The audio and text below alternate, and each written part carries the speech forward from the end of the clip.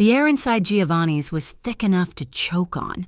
It was well past midnight, probably closer to 1 in the morning, and the main dining room had thinned out. But this was not the main dining room. This was the mezzanine, the section reserved for men who did not like to be seen, but demanded to be felt. My feet ached inside my black, sensible shoes. I had been on duty for 10 hours, maybe 11, and the adrenaline of the dinner rush had long since faded, leaving behind that familiar, bone-deep exhaustion. I clutched the silver tray against my hip, the starched linen of my apron stiff and unforgiving. The quiet up here was different from the quiet of an empty room. It was a heavy silence, punctuated only by the low murmur of voices from the corner booth and the clink of ice in heavy crystal glasses. Even the busboys moved differently up here, gliding on the plush carpet, avoiding eye contact. You could feel the money, yes, but you could also feel the danger. It clung to the damask wallpaper like expensive cologne. I knew tonight was different. You develop a sixth sense in this job, a tightening in the gut that tells you to keep your head down. Tonight, my gut was screaming.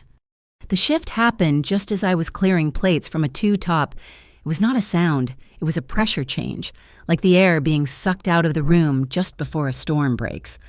The hushed conversations at the bar downstairs did not just quiet, they ceased. I saw Angelo, the maitre d', a man who never broke a sweat, visibly straight in his spine. His usual easy smile vanished, replaced by a mask of profound, almost fearful respect. Then he walked in. Vincent Caruso. I had never seen him in person, only in grainy newspaper photos or in whispered descriptions from the other girls in the locker room. The pictures did not do him justice. He was tall, but it was not just his height.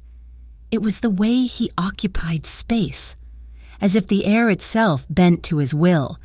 He was dressed in a suit that was a deep charcoal gray, so dark it almost looked black in the low light. It was a custom piece, tailored to perfection, probably costing more than I made in 6 months. It hung on a frame that spoke of disciplined strength. He was not a bulky man, not a brute, but he moved with a lethal, fluid economy. No wasted gestures. His hair was dark, precisely cut, with just a touch of silver at the temples. His face was all sharp angles and aristocratic lines, a face that could charm a senator or condemn a man to a concrete grave, all before dessert. He was not alone. 4 other men flanked him, all large, all wearing the same expression of bored vigilance. They were his shadow, impassive and watchful. Their eyes scanned the room, missing nothing, cataloging exits, faces, and threats. They were the muscle. He was the mind. But it was Caruso who held the room captive. His presence was a physical weight. The air grew colder. My breath hitched, caught somewhere in my throat. This was the man they whispered about, the man who owned half the city and held the other half in a grip of fear. The man they said was ruthless, a ghost who left trails of blood but never a fingerprint. Angelo glided toward them, his movements smooth but tense. "Mr. Caruso, it is an honor. Your table is ready." Caruso's expression did not change. He gave a slight, almost imperceptible nod and swept past Angelo, moving toward the grand staircase that led to the mezzanine. He did not look at anyone, yet he seemed to see everyone. My heart began to hammer. There were only 3 occupied tables on the mezzanine, mine, a political fundraiser that was winding down, and the corner booth, the largest one, the one shrouded in shadow, overlooking the rest of the establishment, the one they were heading for. Angelo followed them up, his face pale under the dim lighting. He saw me standing by the service station, tray in hand. His eyes widened almost imperceptibly. He hurried over to me, keeping his voice low. "Grace," he whispered, his voice tight. "You will be taking care of Mr. Caruso's table tonight." My stomach turned to ice. "Angelo, I thought Marco is suddenly feeling unwell." Angelo cut me off, his eyes darting back to the booth where the men were settling in. "It is you, only you.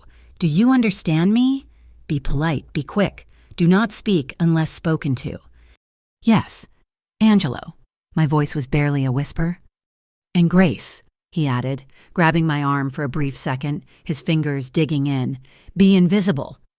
Be invisible. That was the job. But how do you remain invisible when the most dangerous man in the city is sitting in your section? I knew the rumors. Everyone did. They said he was brilliant, They said he was cruel. They said he could order a man's death as easily as he ordered a glass of wine. And now, I had to ask him if he preferred sparkling or still. I watched them settle in. They moved as a unit, surrounding him, insulating him. Caruso took the seat facing the room. He always faced the room. I walked back to the station, my legs feeling like jelly. I picked up a water pitcher, the heavy silver cold against my sweating palm. I took a deep, shuddering breath, trying to steady my heart. I told myself it was just another table, just another rich customer. I lied. I walked toward the booth. Each step on the plush carpet felt like I was wading through wet cement. The air around them was static, heavy with unspoken power. The men watched me approach. Their eyes were dead, flat, assessing my hands, my face, my every move. I focused on the table, on the empty glasses, on anything but the man at the center. I reached the edge of the dark wood. The silence was absolute. "Good evening, gentlemen," I managed to say. My voice sounded thin, reedy, like a stranger's. "May I offer you some water?" I began to pour, my hand shaking so slightly I prayed they could not see. I filled the glasses of the men flanking him first. They did not acknowledge me. I was furniture. Then I came to him, Vincent Caruso. He was watching me. His eyes were not dark, as I had expected. They were a startling, clear gray, like a winter sky. They were intelligent, analytical, and they seemed to look right through me, peeling back the layers of my cheap uniform, my exhaustion, my fear. He watched my hand as I poured his water, and I felt the heat of his gaze like a physical touch. I finished and pulled the pitcher back, keeping my own eyes downcast. "Thank you," he said. His voice startled me. It was not a growl. It was not a whisper. It was deep, smooth, and laced with an educated accent that spoke of old schools and older money. It was a voice that commanded, but did not need to shout. It sent a chill down my spine that had nothing to do with fear, and that realization terrified me even more. I was about to ask about drinks, to retreat into the safety of the script, when he spoke again. "Tell me," he said, leaning forward just slightly. The movement was casual, but it drew all the energy in the room toward him. I froze, pitcher in hand. "Sir," he looked at me, really looked at me, a flicker of something unreadable in those gray eyes. A small smile touched the corner of his mouth, a smile that did not reach his eyes. "You look smart," he observed, his voice still quiet, yet it carried across the table with perfect clarity. His men stiffened. One of them, a bulky man with a broken nose and a thick neck, looked ready to intervene. I recognized him from hushed kitchen gossip. Bruno, Caruso's enforcer. He looked at his boss, confused. Caruso lifted a single, manicured finger, just a fraction of an inch, and Bruno relaxed, though his eyes remained fixed on me, hard and cold. "I have a question for you," Caruso continued, steepling his fingers on the table. "I'm always looking for new perspectives. This city is full of consultants. Everyone has an opinion, but they are often so boring." My mind raced. What was this A-test, A-game? This was a lion playing with a mouse. He was bored. He was curious. He was exercising his power in a way that was both subtle and suffocating. He gestured to the small, silver name tag on my apron. Grace, a lovely name. He said my name. It felt like a brand, a claim. "Tell me, Grace, you have any financial advice for me?" The question hung in the air, absurd, surreal, and incredibly dangerous. It was a joke. It had to be. The men at his table clearly thought so. The man, Bruno, let out a low, humorless chuckle. "I hear experts like you," Caruso said, his gaze pinning me to the floor, "can often help guys like me. We are just simple businessmen, after all." The silence that followed was deafening. This was a minefield. A joke from a man like this was never just a joke. He was toying with me. A yes would be arrogance, an A. A no would be dismissive. A nervous giggle, I felt, would be fatal. I had to answer. Silence was not an option. I felt the heat rising in my neck, but I locked my knees to keep them from buckling. I thought of my textbooks hidden in my locker, my night classes at the community college, the endless spreadsheets I studied until my eyes burned. I thought of the condescending patrons who treated me like I was deaf and dumb every single night. And an anger, cold and sharp, suddenly cut through the fear. I lifted my chin and met his gaze. It was the hardest thing I'd ever done. "Mr. Caruso," I said, my voice quiet but remarkably clear in the tomb-like silence. "I think a man in your position has financial advice more than covered." Bruno relaxed beside him, a small, dismissive smirk touching his lips. He thought I had backed down. I did not back down. "But," I added, and the smirk on Bruno's face vanished instantly. Caruso's eyebrows rose, just a fraction. "My only advice," I continued, the words coming out before I could stop them, "speaking generally, of course, is that even the most diversified portfolios can suffer from operational inefficiencies, hidden leaks, things that look like rounding errors but are anything but." I paused, my heart slamming against my chest, but I held his gaze. It is easy to lose track of the small percentages when you are dealing in large volumes, and the small percentages, sir, they always add up. Dead silence. The air turned to glass. I had said too much. I had been bold. I had been stupid. I was a waitress. Talking about percentages and portfolios to Vincent Caruso, I should have just giggled and offered him champagne. I could feel the hostility rolling off his men. Bruno looked at me as if I had just spat on their boss. Caruso just stared at me. His face was blank, that small smile gone. He was assessing me, stripping me down to the bone with those winter gray eyes. It felt like an eternity passed, a whole lifetime where my entire future balanced on the edge of a knife. Then, slowly, he leaned back in the booth. A low, appreciative sound rumbled in his chest. It was not quite a laugh. It was a sound of surprise, of genuine appreciation. "Operational inefficiencies," he repeated, as if tasting the words.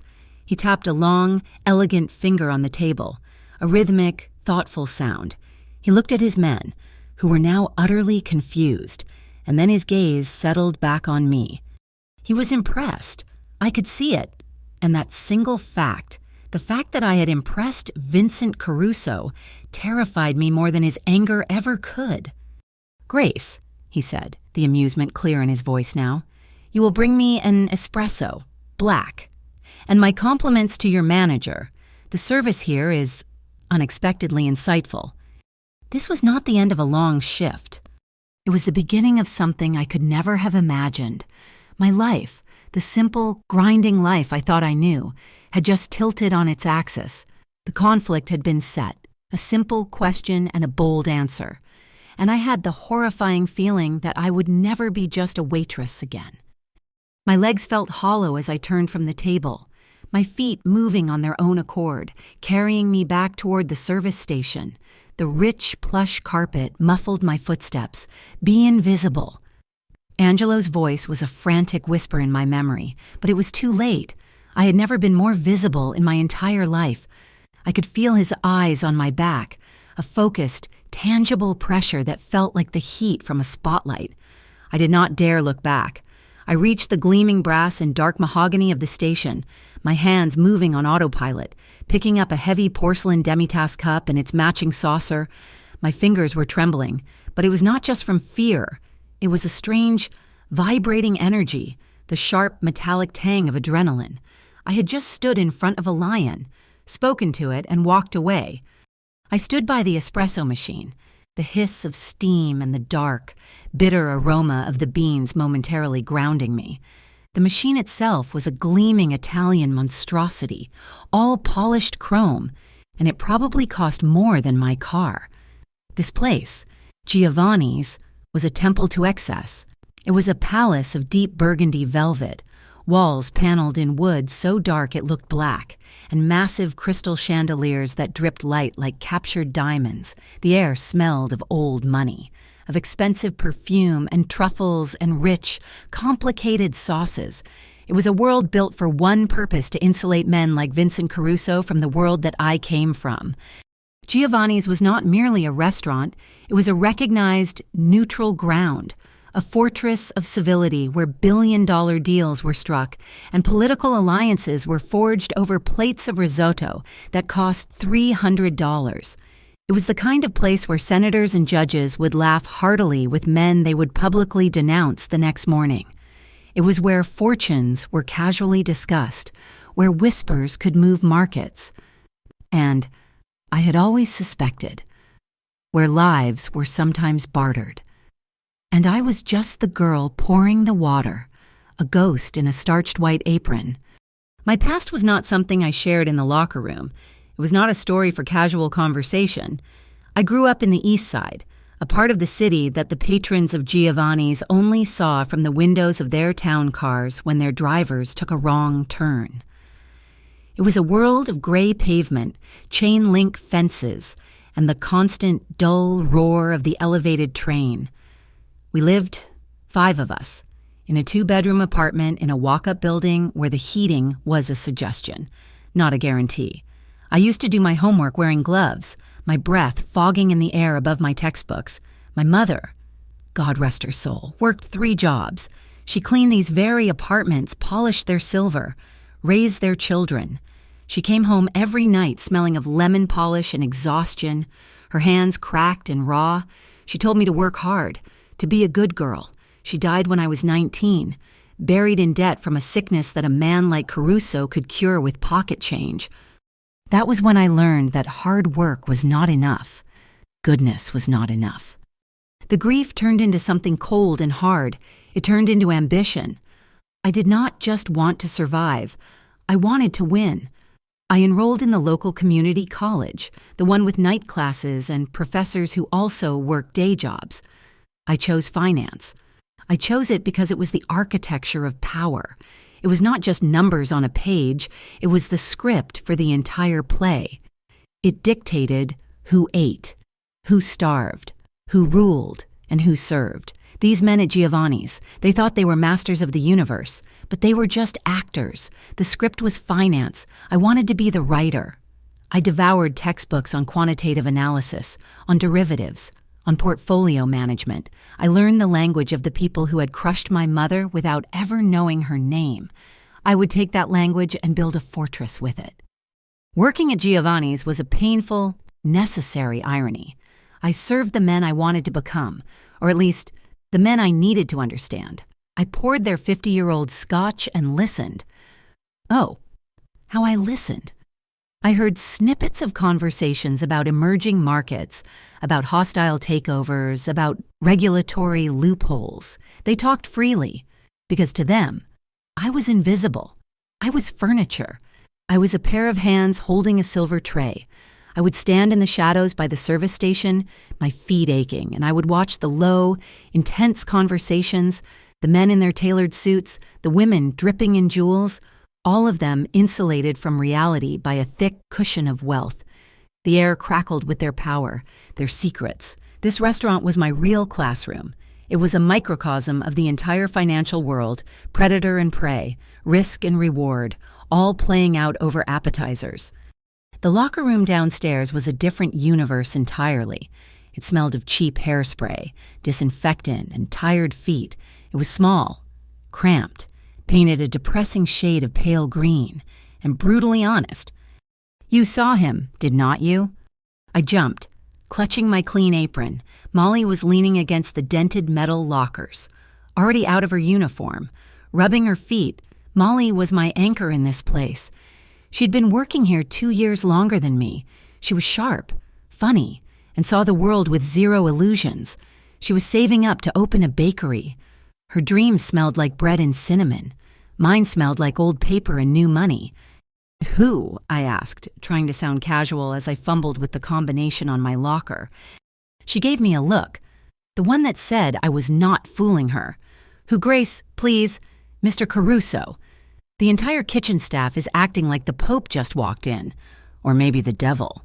I get them confused. I sighed, the tension of the last hour catching up to me, making my shoulders slump. He is in my section, Mall. Her eyes went wide. Oh, honey, no. Did Angelo really put you on that table? That man is a snake. He was fine, I said, the words sounding hollow and unconvincing even to myself. Fine, Grace. Fine is not a word people use for Vincent Caruso. They use words like ruthless and missing. Be careful. These guys are not like the usual finance jerks we serve. The rich guys, the bankers, they ruin your credit. These guys, they ruin you. I am always careful, I said, pulling my heavy microeconomics textbook from my locker. The weight of it was familiar and comforting. Molly sighed, shaking her head as she pulled on her worn sneakers. I do not know how you do it. You serve these sharks all night and then you go home and study how to be one. I am not studying to be a shark, Moll, I said quietly, tracing the spine of the heavy book. I am studying so I do not have to be the bait. She stopped rubbing her feet and looked at me, her expression softening with an understanding that made my throat tight. I know, kid. I know you want out of this, more than any of us. Just do not let this place swallow you, and do not let him see you. Not really. She motioned toward the stairs. You still have to bring him that coffee. I nodded, my stomach clenching again. All right, go. Be invisible. And text me when you get home. I mean it. Even if it is 4 a.m. I will, I promised. Her words echoed in my head as I picked up the small, steaming cup of espresso. Do not let him see you. It was too late for that. I had spent 4 years building a wall, a facade of the quiet, unobtrusive, slightly dim waitress. I hid my ambition. I hid my intelligence. I hid everything that made me me. Because in a world of rigid class distinction, a girl like me was not supposed to be sharp. I was not supposed to have thoughts on operational inefficiencies. I was supposed to be grateful for a 20% tip. But Vincent Caruso had seen me. He had looked right past the apron and the name tag and seen something else. He had asked me a question that pulled back the curtain, and I, in a moment of sheer, terrified audacity, had answered him honestly. I walked back to the table, the tiny cup rattling almost imperceptibly on the saucer. The conversation had stopped again the moment they saw me approach. They were waiting. I placed the espresso in front of him, on a clean napkin. My hand was steady this time. Your espresso, Mr. Caruso. He looked up. Those gray, wintry eyes met mine, and the brief, terrifying flash of amusement was still there, but it was mixed with something else. Something I recognized from my textbooks. Calculation, interest, a cold assessment of value. I had wanted to change my fate. I had a plan. College, a degree, an internship, a cubicle in a tall glass building. But as I stood there in the heavy silence of the mezzanine, I had the sinking, electric feeling that my careful, structured plan had just been blown to pieces. I had spent my life studying the rules of the game, and I had just caught the attention of a man who did not play by any rules at all. I stood there, my hand still resting on the polished wood of the service station, the heat of the tiny espresso cup fading memory against my skin. He had seen me. The realization was a cold stone in my stomach. Molly's warning, do not let him see you, was a frantic echo in my head. But it was too late. The curtain had been pulled back. In a single moment of foolish, desperate pride, I had torn down the invisible wall I had spent 4 years building. I was no longer furniture. I was a person. And in his world, people were either assets or liabilities. I was not sure which one was more dangerous. My shift ended at 3 a.m. The mezzanine was empty now, the heavy silence returning. But this time it was a hollow, empty quiet. Not the charged, electric silence of his presence. His party had left an hour ago. Caruso had not looked at me again. He had finished his espresso, conducted a low, quiet conversation with his men, and then stood. He moved with that same fluid grace, a panther in a bespoke suit. He left an obscene amount of cash on the table, a stack of $100 bills that Angelo had palmed with a shaky, reverent hand. I walked home. I did not take the bus. My cheap apartment in the East Side was a 40-minute walk, but I needed the cold night air to clear my head. The city was asleep. The streets cast in the watery orange glow of the streetlights, the fog rolled in from the river, damp and smelling of salt and exhaust. I clutched the strap of my bag, the weight of my microeconomics textbook a familiar burden on my shoulder. There was a new weight tonight, a small, square piece of cardboard tucked deep in my jeans pocket. A phone number, no name, embossed in gold. This was the inciting incident, the term my single English professor loved to use. The moment the protagonist is pushed from her normal life, I had always thought it was a dramatic, fictional concept. I was wrong. It felt like this. It felt like walking through your own neighborhood and suddenly seeing it as a stranger, as if you were already a ghost. It felt like your heart was beating too fast, a frantic bird trapped in your ribs, and you could not tell if it was from terror or a wild, terrifying hope. He was a mafia boss. I was not stupid. I knew what Giovanni's was. I knew who he was. The whispers in the kitchen, the hushed reverence, the way the police captain who ate there every Tuesday had nodded to him with deference. This was not a normal businessman. He did not have investments in the way my textbooks defined them. He had enterprises built on fear, on shadow, on things the law could never touch. And he had noticed me. I replayed the conversation 1,000 times, the air thick with cigar smoke and power, his voice, that smooth, educated baritone that held no hint of the streets. "You have any financial advice for me?" It had been a joke, a test, a bored lion swatting at a mouse to see if it would play dead. I had not played dead. I had talked about operational inefficiencies. I had talked about rounding errors. I had, for all intents and purposes, told one of the most dangerous men in the city that his organization was sloppy. I should have been terrified. A part of me was, a deep, cold, logical part of me was screaming to throw the card into the nearest sewer drain, quit my job at Giovanni's and disappear.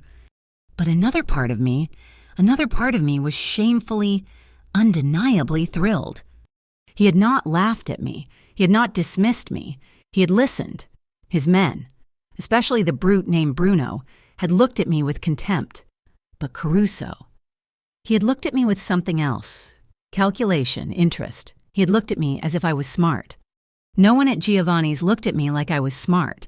They looked at me as if I was a set of hands, a pair of legs to carry their wine. They talked over me, through me, around me.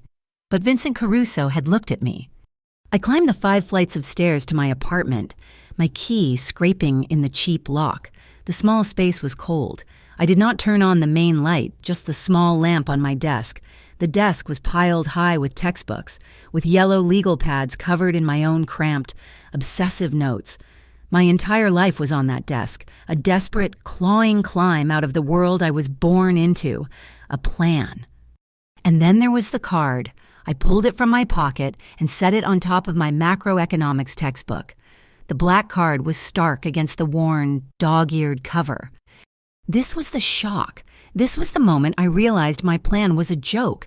I was trying to climb a ladder, rung by painful rung, taking on thousands in student debt to maybe get a junior analyst position in 10 years.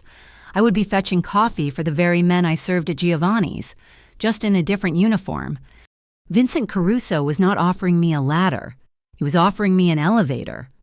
A dark, dangerous, high-speed elevator that probably went straight to hell. I sat there, just staring at the card.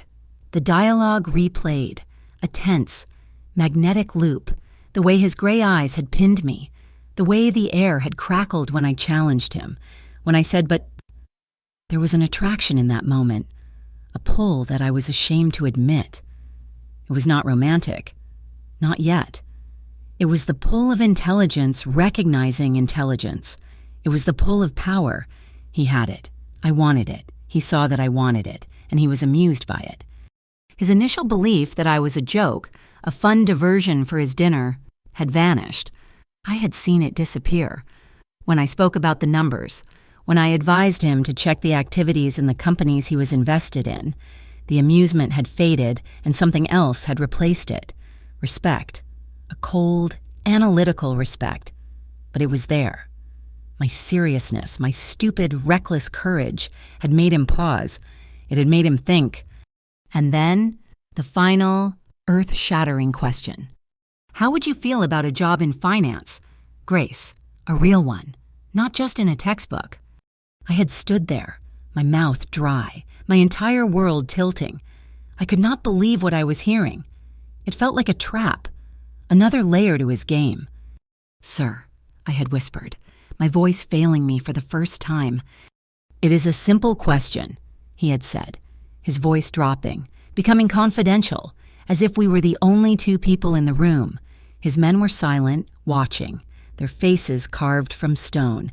I need someone who can read a balance sheet without agenda.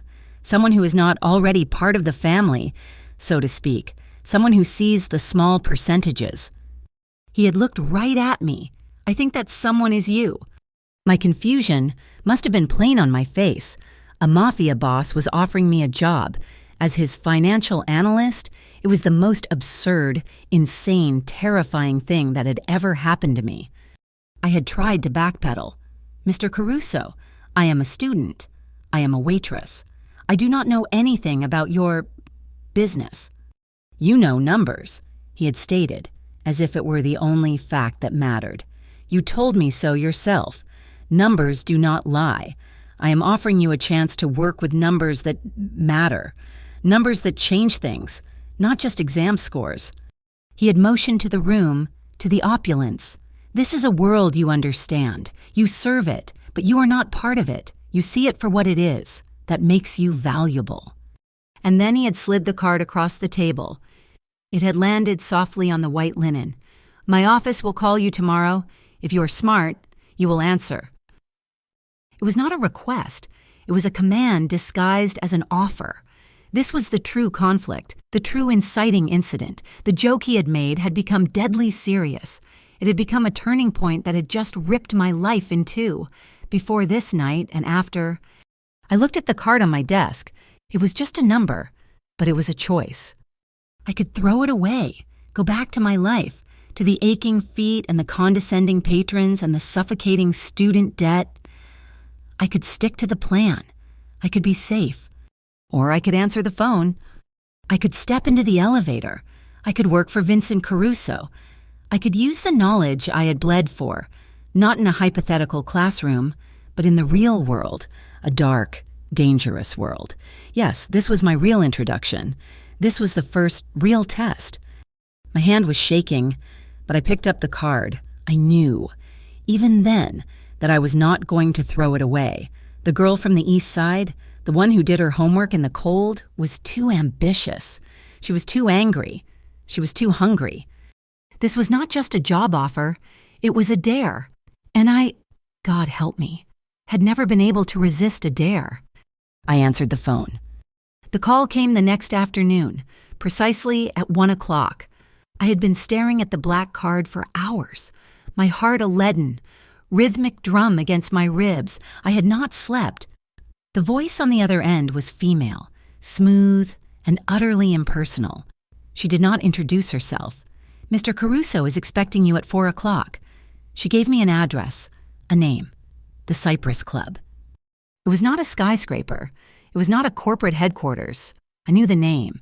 It was an old stone building in the financial district, a place with no sign, just a heavy oak door and a small brass plaque, a place where judges and billionaires dined, a place that required a membership key that cost more than my annual tuition. I quit my job at Giovanni's. Angelo, the maitre d', looked at me with a mixture of profound relief and raw terror when I told him I was leaving. He did not ask where I was going. He just nodded, his face pale. Good luck, Grace. He knew. He must have known. Molly was a different story. I met her for coffee, our last ritual, when I told her I was taking a job, a private financial position. She had looked at me with her sharp, knowing eyes. A private job? Grace from who? I could not lie to her. Not really. It is complicated. Moll, it is an opportunity. Opportunity, she repeated, her voice flat. Grace, he is a gangster. This is not an internship at Merrill Lynch. This is not a job. These people do not give you a retirement plan. They give you cement shoes. You cannot be this naive. I am not naive, I snapped. More harshly than I intended, the fear and exhaustion made me brittle. I am drowning, Molly. I am $40,000 in student debt to serve pasta to men who light their cigars with $100 bills. This is a chance. A real one. It is a trap, she whispered, grabbing my hand across the cheap Formica table. Please, Gracie, do not do this. But I had to. It was already done. The moment I spoke to him, the moment I saw that flicker of respect in his eyes, my path had diverted. I wore the only decent suit I owned, a black skirt and jacket, bought on clearance that I usually save for exams.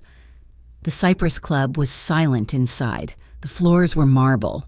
The air smelled of old leather and beeswax. A man, who looked more like a tombstone than a person, directed me to an elevator. My interview was not an interview. It was an installation. The elevator opened into a penthouse study that overlooked the entire city. And there he was. Vincent Caruso. He was not in a suit.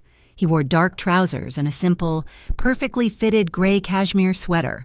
He looked less like a mafia boss and more like a private equity king. He was standing by a window that stretched from the floor to the ceiling. You are punctual, he said, turning. His gray eyes swept over me. That is good. He gestured to a desk in the corner. It was not a desk. It was a command center. Multiple screens showed market data, news feeds, and what looked like encrypted internal dashboards. This is your station, Doa, he said. There was no small talk. No, tell me about yourself. He already knew. I realized with a cold certainty that he had probably run a full background check on me before he had even finished his espresso. He knew about my student debt. He knew about my mother. He knew what I studied. Your first task, he said. Moving to one of the screens, he brought up a series of ledgers. This is one of my import businesses. It is legitimate, mostly. A small, cold smile. But it is leaking. You spoke of small percentages. Show me. And just like that, I was in... My life split in two. There was the life I had left, the world of Molly and night classes and aching feet, and then there was this. I did not go home. A car, a sleek black sedan with windows so dark I could not see the driver, took me to a new apartment. Mr. Caruso has arranged it, the driver said. It was a high-rise on the waterfront, a place with a doorman and a view of the harbor. It was sterile, beautiful, and felt nothing like home. It was a golden cage. My days were spent in that silent study, or sometimes in a windowless, secure office in the back of the import company's warehouse. I was given access codes. I was given raw data. I was a ghost in his machine. And I was good at it. I found the leaks. I found them in the first 3 days. The rounding errors I had so bravely mentioned at Giovanni's were not errors at all. They were a systematic, careful theft, a supervisor in the shipping department, a manager in accounting, a few $1,000s here, 10,000 there, siphoned off through ghost employees and falsified invoices. It was clever, but I was more clever. I compiled my report. I did not just show the numbers. I created a flowchart. I showed the pattern. I showed where the money was going. I presented it to him on a Friday night in that same penthouse study. He sat in a large leather chair, and I stood before him, like a student defending a thesis. His men were there.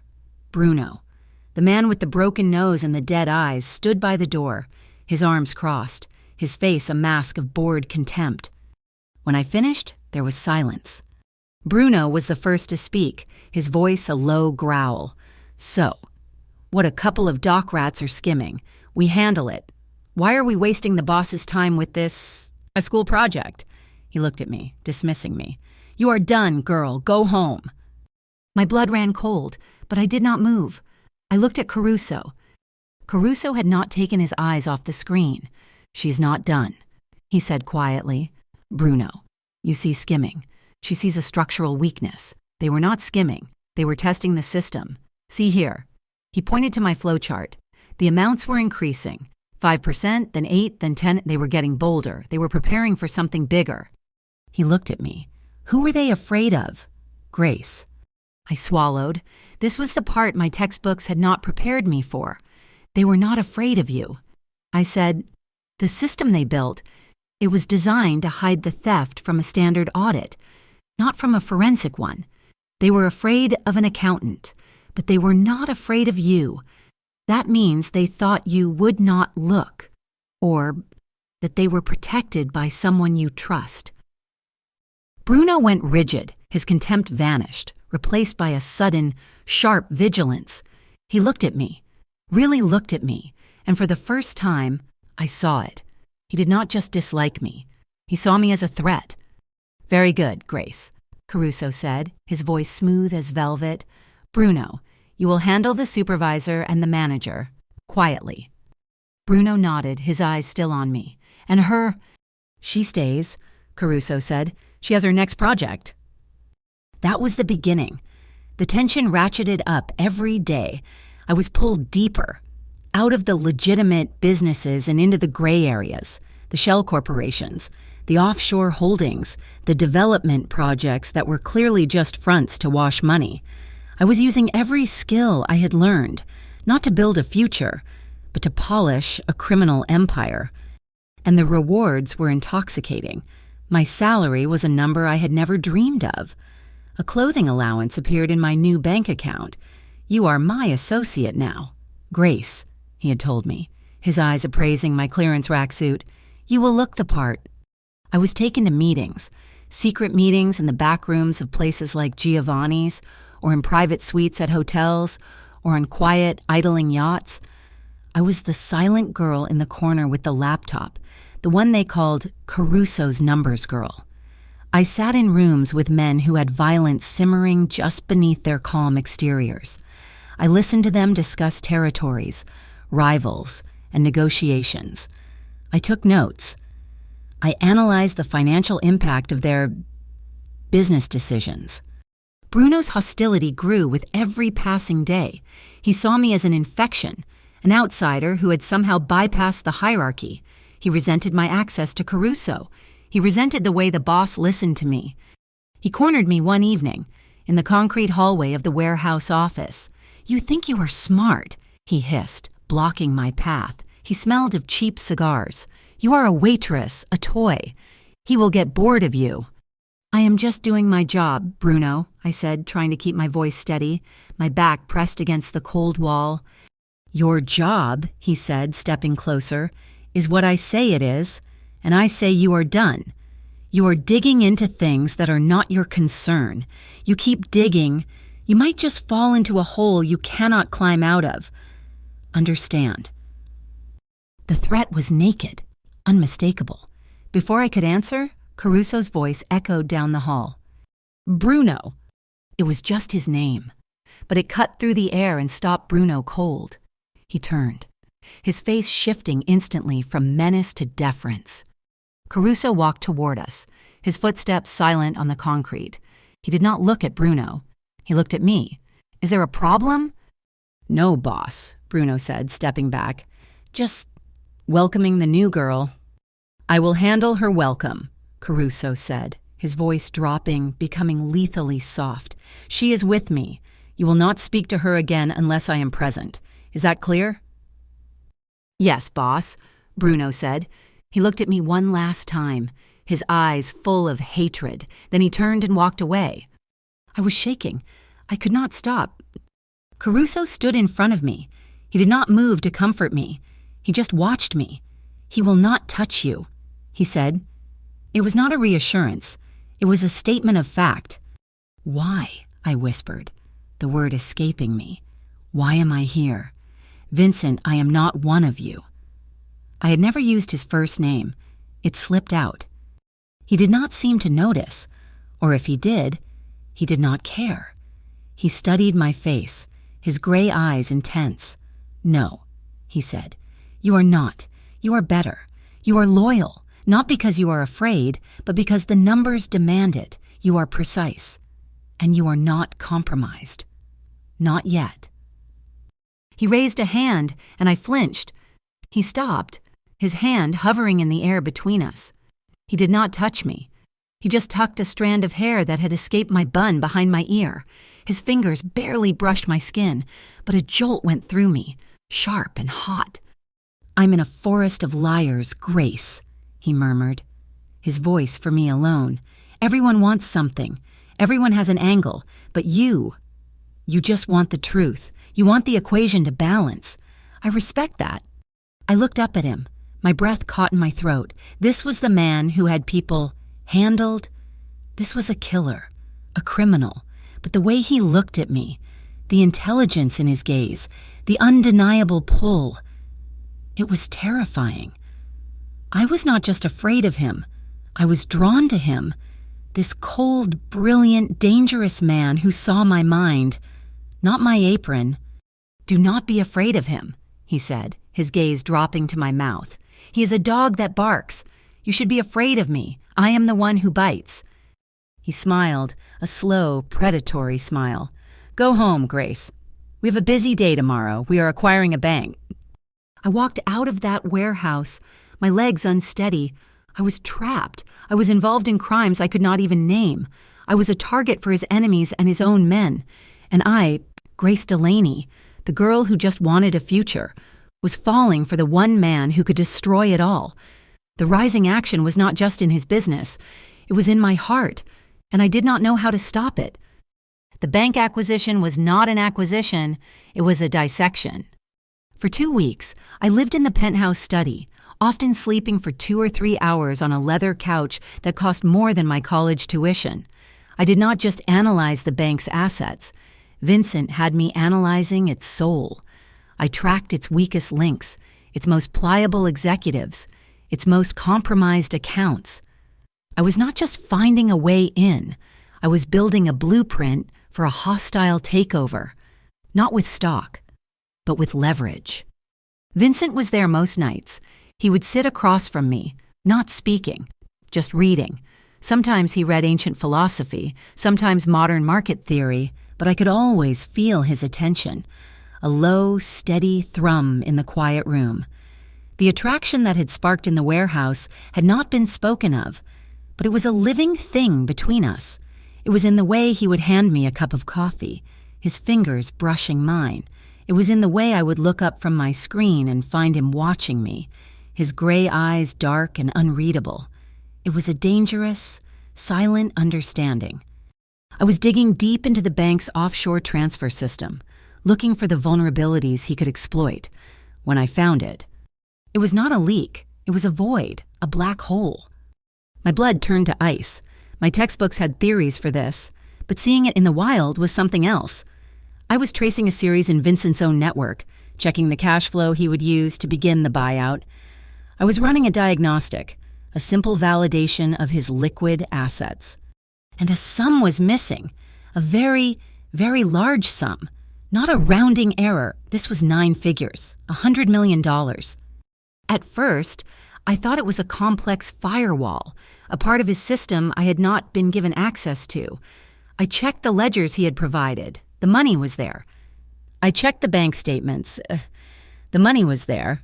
But when I ran a real-time trace on the holding corporation, the account was empty. The money had been moved. Not yesterday, but in a series of 82 transactions over the past 6 months. The ledgers I was looking at, they were fake. Someone had created a perfect parallel set of books, a mirror image of his finances, just for me, to keep me busy, to make me think everything was stable. My heart hammered against my ribs. This was not a test. This was a coup. The theft was brilliant. It was patient. It was designed by someone who knew his systems inside and out, someone who knew he was acquiring a new asset, someone who knew a new analyst me would be focused on the new target, not the old ones.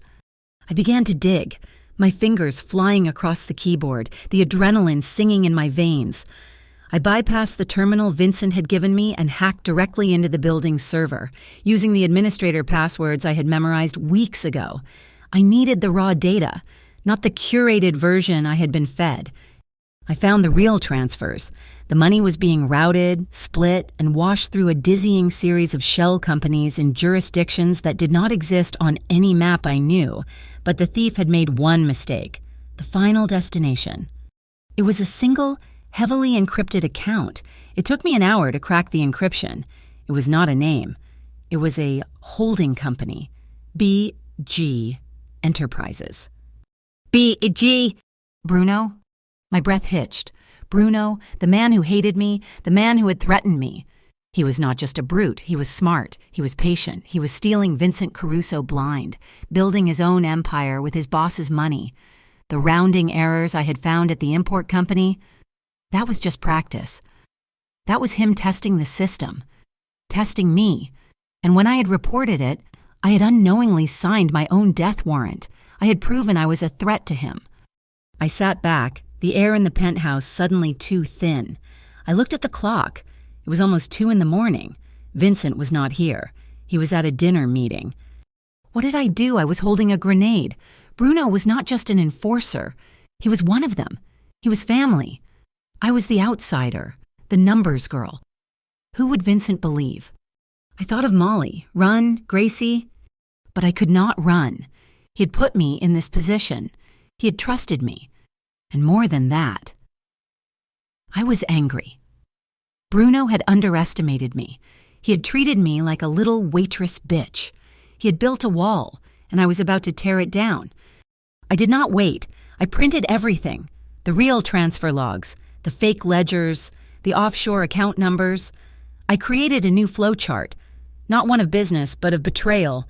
I laid it all out on the massive mahogany desk. Vincent arrived at 3:30. I heard the private elevator ding. He walked in, shrugging off his heavy overcoat. He looked tired, but his eyes sharpened when he saw me. Still working? Grace.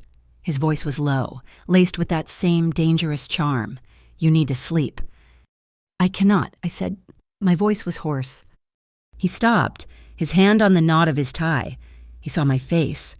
He saw the papers on his desk. The exhaustion vanished, replaced by that lethal, absolute focus. What is it? He asked. You told me to look for inefficiencies, I said, my hands clasped in front of me to stop them from shaking. This is not an inefficiency. This is not a leak. It is a siphon, a deliberate, systematic hole in your organization. I pointed to the papers. You are being betrayed. He did not move. He stood there, a statue of tailored wool and controlled power. By who? The ledgers you gave me for the bank acquisition. They were clean, too clean. They were fakes. His eyes narrowed. That was all. Just a slight, dangerous narrowing of his eyes. Someone has been mirroring your books, feeding me old data, while they emptied the primary accounts. $100 million. Vincent gone. He walked to the desk. He did not look at me. He looked at the flow charts. He looked at the account numbers. He picked up the final sheet, the one with the name of the holding company. B. Enterprises, he said, his voice terrifyingly soft. Bruno, I whispered. The silence that followed was the most violent thing I had ever experienced. The air in the room became brittle, pressurized. I could almost hear the glass shattering. He did not yell. He did not swear. He just stood there, his back to me, looking at the evidence of his oldest friend's betrayal. He used me, I said, the realization hitting me. He used my presence.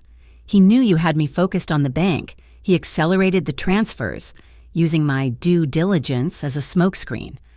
Vincent turned, very slowly. His face was a mask of cold, chiseled marble. The charm was gone. The warmth was gone. This was not the man who had tucked my hair behind my ear. This was the boss, the killer. Yes, he said. He did. He looked at me, his gaze so intense it burned. You were not afraid to bring this to me. I was, I said honestly. I am, but I work for you, and the numbers do not lie. He stared at me for a long moment, as if he was seeing me for the first time. Then he nodded. A sharp, definitive gesture. You did well, Grace. Stay here. Do not move from this room. He walked to the intercom on his desk. "Send Bruno up, now." My heart leaped into my throat. "Here now. Vincent, he is dangerous. He will know I was the one who— Stay. Here," he commanded, his voice iron. He walked to the window and stood, his hands clasped behind his back, looking out at the sleeping city. 10 minutes later, the elevator chimed. Bruno walked in. He was wearing his usual black suit, his face set in its normal, bored, arrogant lines. He saw me standing by the desk and his lip curled in a sneer.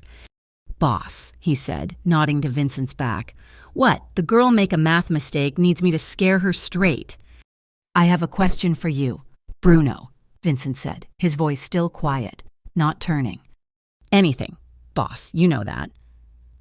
BG Enterprises. Bruno froze. It was the only word for it. His entire body went rigid, the color drained from his face, leaving a pasty, gray pallor. His eyes darted to me, and the look in them was not just hatred. It was pure, unadulterated murder. "I do not know what you are talking about," he said, his voice a low growl. "Do not lie to me," Vincent said. He turned from the window. His face was calm, but his eyes were black. "You have been with me for 20 years. I have given you everything, and you have been stealing from me, from your family, from me, for 6 months." "It was not—" Bruno started, his hand inching toward the inside of his jacket. "It was business. You got soft, boss. You got distracted." His eyes flicked to me again. "With this, with banks, with waitresses. You forgot what we are. I did not." "What we are, Bruno, is loyal. You are not. You are just a common thief." "Thief!" Bruno's voice rose, cracking with rage. "I did your dirty work. I built this city for you while you sat in your tower reading books. And what do I get replaced by a kid who knows how to use a calculator?" He moved. He was fast, faster than I could have imagined. But he did not go for Vincent. He came for me. He lunged across the desk, scattering the papers, and grabbed me by the hair.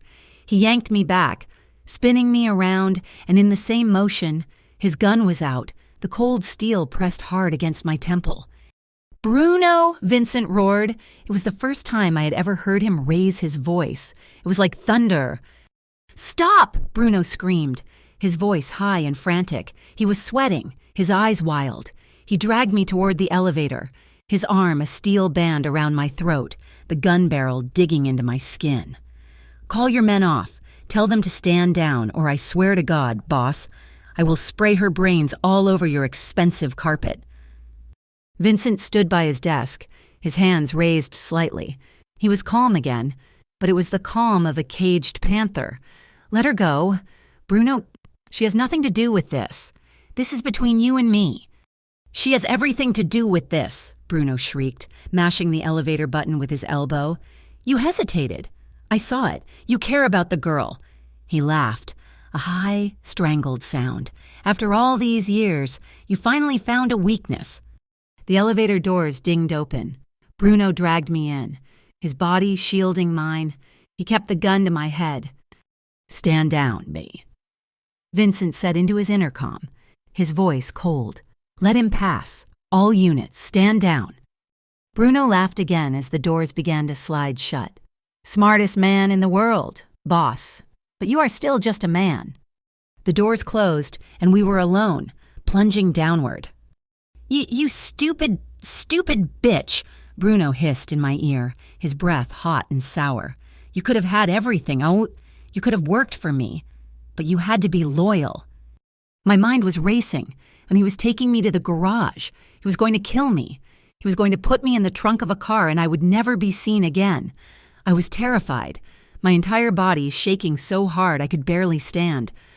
But I was also furious. I was not a waitress. I was not a toy. I was the person who had found him out. The elevator stopped. The doors opened onto the concrete expanse of the private garage. It was silent, vast, lit by harsh fluorescent lights. He dragged me toward a black sedan. His steps hurried. He was desperate. "Get in," he snarled, shoving me toward the passenger door. He was distracted, and he was fumbling for his keys, his eyes darting toward the elevator, expecting Vincent's men to come at any second. His grip on my arm loosened for just a fraction of a second. I used my brain. I did not fight him. I used the system he had ignored. I took a deep breath and I screamed. Not a scream of terror, but a command. Code red, lockdown, code red. Bruno looked at me, confused. What? A deafening klaxon began to blare. Heavy steel security gates slammed down over the garage entrance and exit, the sound of grinding metal echoing in the concrete space. Red lights began to flash, bathing the garage in a pulsating, hellish glow. He understood. He realized what I had done. I had seen the emergency protocols in the building's security system. I had triggered a full containment. We were trapped. "You," he roared, his face purple with rage. He raised the gun, not to my head, but to my chest. He was going to kill me right here. I stumbled back, falling over a concrete parking stop, and landed hard on the ground. The elevator dinged. Bruno spun around, the door slid open. Vincent stood there. He was not alone. Two of his men, not the ones from Giovanni's, but two hard, silent men I had seen in the bank meetings, flanked him. Bruno raised his gun, but he was too slow. There was no gunfire. They moved like shadows, disarming him in a swift, brutal, silent series of movements. One man shattered Bruno's wrist, the gun clattering to the concrete. The other one hit him in the throat, and Bruno crumpled to his knees, gagging. It was over in 3 seconds. The alarms were still screaming. I was on the ground, my hands scraped and raw, my heart feeling like it was going to explode. Vincent walked toward me. He did not rush. He looked at Bruno, who was now being held by the two men, and his face was utterly devoid of emotion. He kicked the gun away. He stopped in front of me and looked down. He pulled a phone from his pocket and pressed a button. The alarms stopped. The sudden silence was deafening. "Code red," he said, his voice almost conversational in the quiet garage. "Very smart, Grace." He held out his hand. I took it. His grip was strong and warm. He pulled me to my feet in one smooth motion. I was shaking, and I could not stop. "You're bleeding," he said. I looked down. My elbow was scraped raw from the fall. I had not even felt it. He looked at Bruno, who was glaring at him with pure, murderous hatred. "Take him to the river house," and Vincent said to his men. "I will be there in an hour. I want to talk to him at length." The men nodded, dragging the silent, defeated Bruno back into the elevator. Vincent turned back to me. He put his hand on my shoulder, a heavy, possessive weight. "Let's go upstairs," he said, his voice softening. "Just slightly. You need a drink, and I need you to look at these bank statements one more time. We have a lot of work to do." He was already back to business, the betrayal processed, the threat neutralized, and I, somehow, was still by his side. The elevator ride back up to the penthouse was silent. The harsh fluorescent lights of the garage were gone, replaced by the soft, warm glow of the elevator's antique brass fittings. I was acutely aware of his hand still resting on my elbow, a gesture that was half support, half possession. I was still shaking, a deep, internal tremor that started in my knees and radiated outward. The adrenaline from the garage, the primal terror of the gun against my head, was fading, leaving behind a cold, hollow exhaustion. We stepped out into the study. The room was exactly as we had left it. The papers I had printed, the evidence of Bruno's betrayal, were still scattered across the mahogany desk. It looked like a storm had passed through, which I supposed it had. Vincent released my arm and walked to the bar, his movements as unhurried as if he were returning from a mundane meeting. He did not look at the mess. He did not look at me. He just poured a generous amount of amber liquid into 2 heavy crystal glasses. He walked over to me and pressed one of the glasses into my hand. My fingers were so cold they barely registered the shape of it. "Drink," he commanded. It was not a suggestion. I drank. The scotch was smoky and impossibly smooth, but it burned a trail down my throat, a welcome, grounding fire. He watched me, his gray eyes clinical, assessing. "You are hurt," he stated, nodding at my elbow. I had forgotten. I looked down. The sleeve of my jacket was torn, and the raw scrape beneath was oozing blood, a dark stain on the expensive wool. It was a stupid, mundane injury after staring down the barrel of a gun. He gestured to the leather couch. "Sit." I sat, the glass clutched in my lap. He disappeared into an adjoining bathroom and returned a moment later with a small, leather-bound first aid kit. He knelt in front of me, a man in a $5,000 suit kneeling on his penthouse carpet. He took the glass from my unresisting hand and set it on the coffee table. He rolled up my sleeve with an impersonal, efficient touch. His fingers were warm against my cold skin. He took a small antiseptic wipe and began to clean the wound. I flinched. A sharp hiss of air. The sting was sharp, real. "It will be fine," he said, his voice low. He did not look at my face, but kept his focus on his task. A scrape, nothing more. His calmness was more unnerving than his anger would have been. He had just condemned a man, his friend of 20 years, to a fate I did not want to imagine. And now he was calmly applying a bandage to my elbow as if he were a doctor. I found my voice. It was a reedy, unfamiliar whisper. "The river house. What is that?" He pressed the final piece of tape down on the bandage, his touch precise. He did not answer for a long moment. He cleaned up the small wrappers, placing them neatly back in the kit. "It is a place for difficult conversations," he said at last, his voice devoid of any emotion. He stood up, looking down at me. "It is a place where we ensure the organization remains clean." The euphemism hung in the air, cold and heavy as a shroud. He was a master of sanitation. He was about to perform the ultimate act of corporate restructuring. He was going to eliminate the traitor. A traitor I had found. He picked up his own glass from the bar and drained it in one swallow. He put the glass down with a decisive clink. "I have to leave," he said. He walked to the hall closet and retrieved his overcoat, the same one he had taken off not even an hour ago. "I will be back in a few hours. I have to speak with Bruno." He turned to me, his hand on the door. "You will not leave this penthouse. The elevator is locked to this floor. The men outside the door will not let you pass. You are safe here, but you are not to leave." "I am a prisoner," I said, the words tasting like ash. "You are an asset," he corrected me, his gray eyes unblinking. "And you have proven to be far too valuable to be left unguarded, especially now." He left. The heavy door shut with a quiet, final thud. The deadbolt, an electronic one, snapped into place with a sharp, metallic sound. I was alone. I sat on that leather couch for what felt like a lifetime. The initial shock gave way to a creeping, suffocating numbness. I was not just an employee. I was not just a consultant. I was a target. I was a catalyst. I had just triggered a purge. The silence of the penthouse was overwhelming. I looked around the room at the priceless art, the floor-to-ceiling windows, the entire sleeping city spread out before me like a carpet of diamonds. This was the world I had wanted to understand, the world of power and finance, and I was finally seeing it. Not from the service entrance, but from the throne room. I thought about Bruno, his wild eyes, the cold steel of the gun, the pure, murderous hatred aimed at me. Because I was smart. Because I was precise. Because I had seen what he had hidden. The hours ticked by. I did not cry. I did not panic. I just sat, the unsipped scotch slowly warming on the table.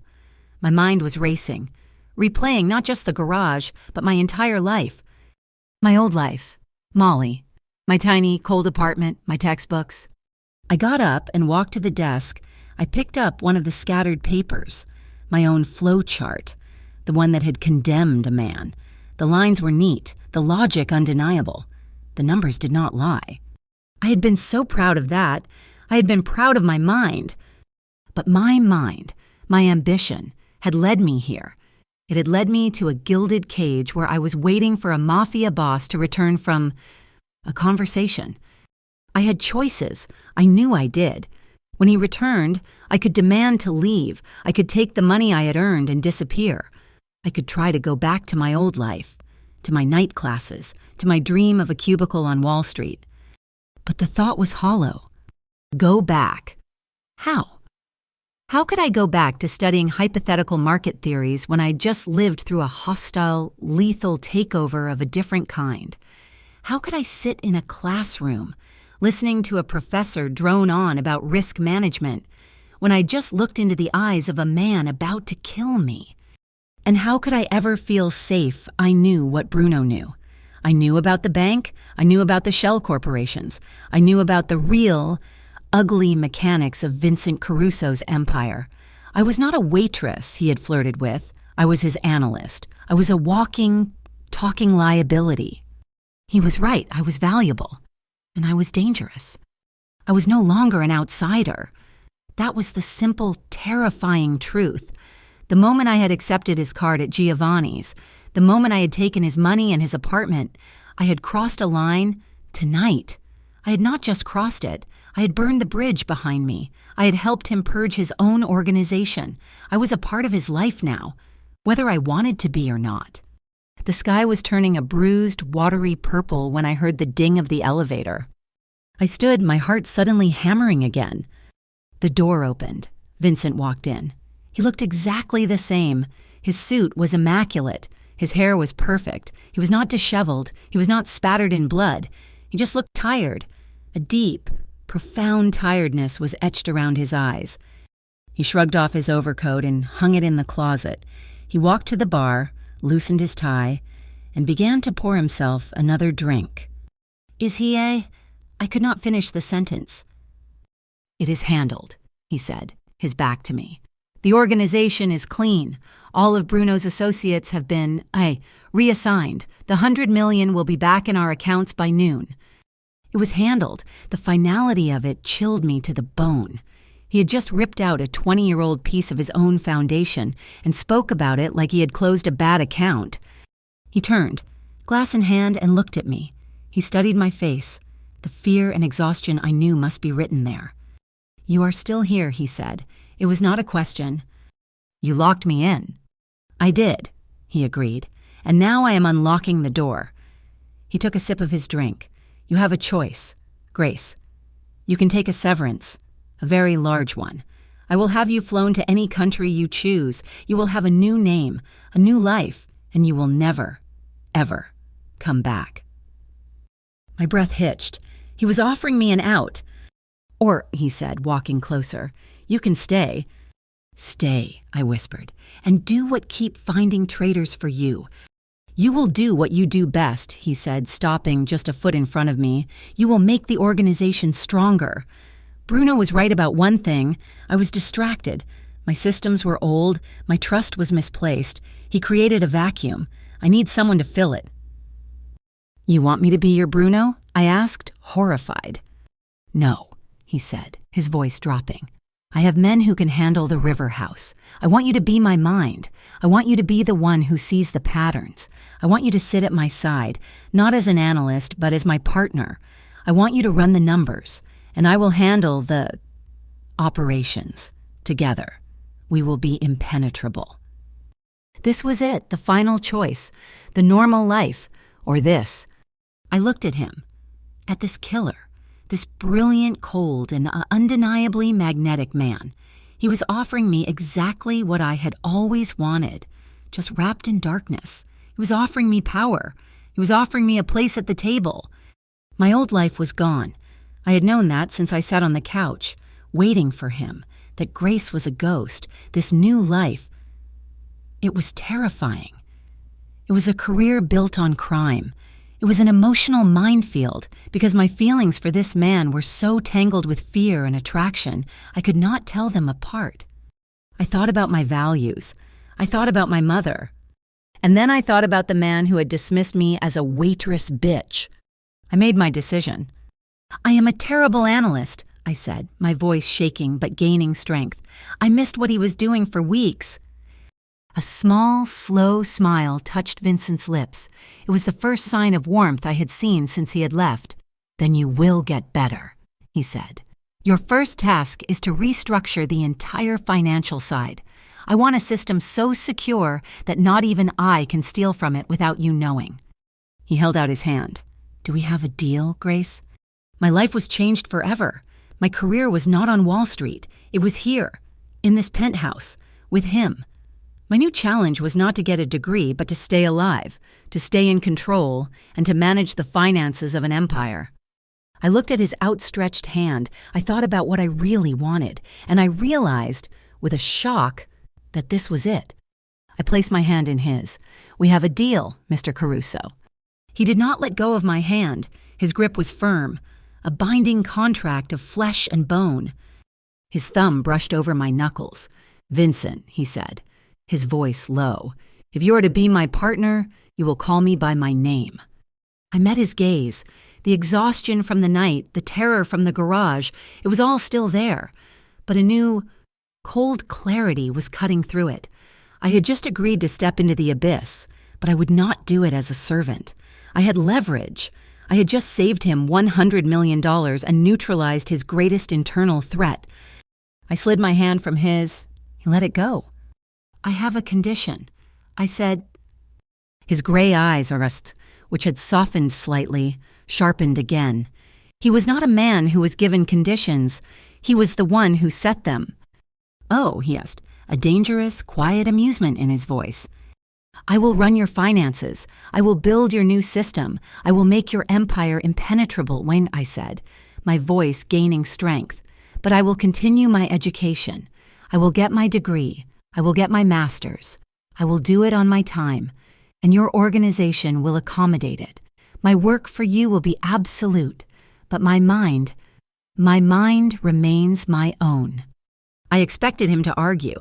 I expected him to tell me that my life was his now, that my school was this penthouse. He surprised me. He studied my face for a long moment, as if he was seeing me clearly for the first time since that night at Giovanni's. The small, slow smile I had seen only once before, the one of genuine appreciation, touched his lips. "You really do not understand," he murmured, almost to himself. "Do you?" "Understand what? Why I chose you," he said. "Grace, I did not hire you because you are obedient. I hired you because you are not. I hired you for your mind. Why would I ever want you to stop sharpening it?" He walked to the window, looking at the emerging dawn. "Your school, your classes, your degrees, they are non-negotiable. They are an asset to the organization. You will have whatever resources you need, a private tutor, a new university. Whatever you require, it is done." And just like that, the new terms were set. My life changed. It did not just change, it was demolished and rebuilt from the foundation up. I moved out of the sterile high-rise and into the penthouse. "It is more efficient," Bahi had said, "and you are more secure here." He was not wrong. I spent the next 6 months in a state of controlled, focused fury. I worked with a precision I never knew I possessed. I tore down Vincent's entire financial structure, a system built on decades of handshake deals, messy ledgers, and misplaced trust. I rebuilt it. I used encrypted blockchain ledgers for his legitimate businesses. I created a labyrinth of offshore shell corporations so complex that I was the only one who held the map. I automated his cash flows. I designed dashboards that showed me every single dollar that moved from every corner of his empire in real time. I did not just plug the leak, I turned his finances into a fortress. And Vincent, he watched. He gave me absolute authority. Men who had been with him for 30 years, men with hard faces and harder reputations, now had to come through me. "Ask the numbers, girl," he would say. And it was final. The contempt they had for me, the same contempt Bruno had, slowly turned into a palpable, grudging fear. I was not just the boss's pet. I was the one who signed their checks. I was the one who could find their discrepancies. Our relationship evolved. It was no longer boss and employee. The late nights working over spreadsheets turned into quiet dinners in the penthouse. We would sit in silence, him reading his philosophy, me analyzing European markets. But it was a shared silence, comfortable, charged. The attraction that had simmered between us, the one that had sparked in the warehouse and solidified in the garage, was a constant, unspoken presence. He was a complex, dangerous man. I never forgot what he was. I never forgot what had happened at the River House, but I also saw the man who read Latin texts before bed, the man who could discuss geopolitical economic theory with a brilliance that left me breathless, the man who, despite his absolute power, treated my mind as his equal. The respect came first, the love that followed, slowly, cautiously, like a flower growing through concrete. It was not a gentle love. It was possessive. It was demanding. It was the love of two people who saw the world for exactly what it was, a dark, brutal place where you needed to be smarter and stronger than everyone else. He would stop me in the middle of a work session, his hand on my shoulder, and just look at me. "You are the only person in this organization who does not fear me," he said one night, his voice a low rumble. "I am terrified of you," I replied honestly, not looking up from my screen. "But I respect the numbers more, and the numbers say you are making a mistake on this shipping merger." He had laughed, a real deep laugh, and that, I realized, was our language. The plot twist, when it came, was not a betrayal. It was a revelation. I was finalizing my enrollment for my last semester, the one that would finally give me my degree. I was logged into my old, forgotten student loan portal, the one that held the $40,000 debt that had once felt like a mountain. I was preparing to pay it off in one satisfying, vindictive keystroke. But the balance was zero. I blinked, confused. I refreshed the page. Balance $0.00. I frowned. I dug deeper. The loan had been paid in full. A single lump sum payment. I checked the date. It was dated 6 months ago, the day after I had accepted his job. My heart started to hammer, a slow, deep drum. I pulled up my college tuition account. My fees for the last 2 semesters, which I had assumed were being deferred, had also been paid, not by me, by an anonymous educational benefactor grant. I stared at the name. I had seen it before.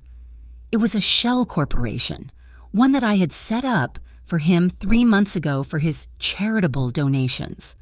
He had been paying for everything, from the beginning, before Bruno, before I had proven myself, before I had saved him a single dollar. He had paid off my chains before I even knew I was working for him. I walked out of the study and into the main living area. He was standing by the window, a phone pressed to his ear, his voice sharp and commanding. He was in the middle of a difficult conversation, one involving a problem at the docks. "What is it?" he said, sensing my presence. I did not say anything. I just stood there, holding the tablet with my tuition statement on the screen. He looked at me, then at the tablet. His eyes met mine. His expression did not change, but he ended his call. "I will handle it later," he said, and hung up. "You paid my loans." I said, "It was not a question." He was silent for a moment. He turned fully to me. "It was a business expense, an investment in a key asset." "No," I said, my voice shaking. I was not angry. I was, undone. "You paid it the day after I met you. I was not an asset. I was a waitress who had served you coffee. I had done nothing for you." "You had," he said, his voice quiet, intense.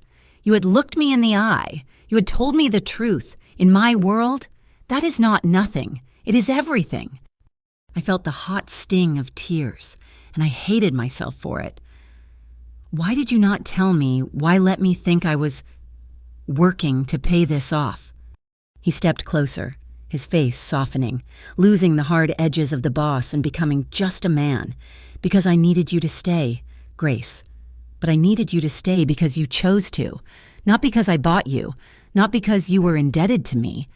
I took the debt away so that the only thing keeping you here was me and your own ambition." He had freed me in secret, just to see if I would choose his cage. This was his love language, not flowers, not poetry, but the silent, ruthless removal of obstacles. He had seen the one chain that tied me to my old life, the $40,000 shackle that kept me terrified. And he had simply broken it. I crossed the space between us and kissed him. It was not the desperate, adrenaline-fueled kiss from our past. It was a kiss of full, complete understanding. It was a kiss of equals. He had respected my mind, but he had also seen my burden. Our relationship was not simple. It was a constant negotiation of power, of darkness and light. I ran his legitimate empire, making it grow. I kept the dirty money clean. I was his firewall, his planner, and his partner. He was my protector, my mentor, and the man who, despite his darkness, saw the light in me and guarded it. We did not have a large wedding. It was not safe, and it was not us. It was a cold, clear day in December. 1 year after that night at Giovanni's, we stood on the rooftop of the penthouse, the city spread out below us like our own personal kingdom. A quiet, visibly nervous city judge performed the ceremony. The only witnesses were his two most trusted men, the same two who had been in the garage. They were my security detail now. I did not wear a white dress. I wore a deep blue suit, tailored to perfection, as sharp as his. Vincent took my hands. His were warm. He wore a simple, dark charcoal suit, reminiscent of the one he had worn the night we met. His gray eyes were not cold. They were clear, and they were focused only on me. In this life, Grace, he said, ignoring the judge, his voice for me alone. There are no guarantees. There is only loyalty, and there are numbers. You are the only person I have ever met who understands both. To have and to hold, the judge murmured, rushing the words. Vincent slid a ring onto my finger. It was not a large diamond. It was a solid, heavy, platinum band, with a single, flawless blue diamond set within it, almost hidden, a secret, just for me. I do, I said. I do, he replied. And that was it. We were married.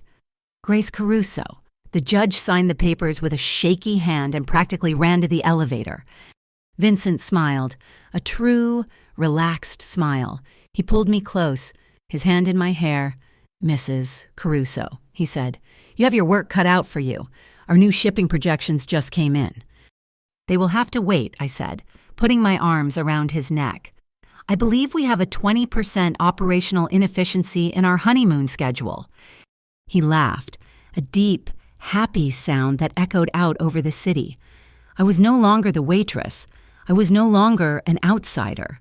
I was home, in the most dangerous, complicated, and perfect place I could ever be. I had found my place, not in the light I thought I wanted, but in the intelligent, powerful, and loving darkness of his world. Thank you so much for listening to our story. We would love to know where you are tuning in from.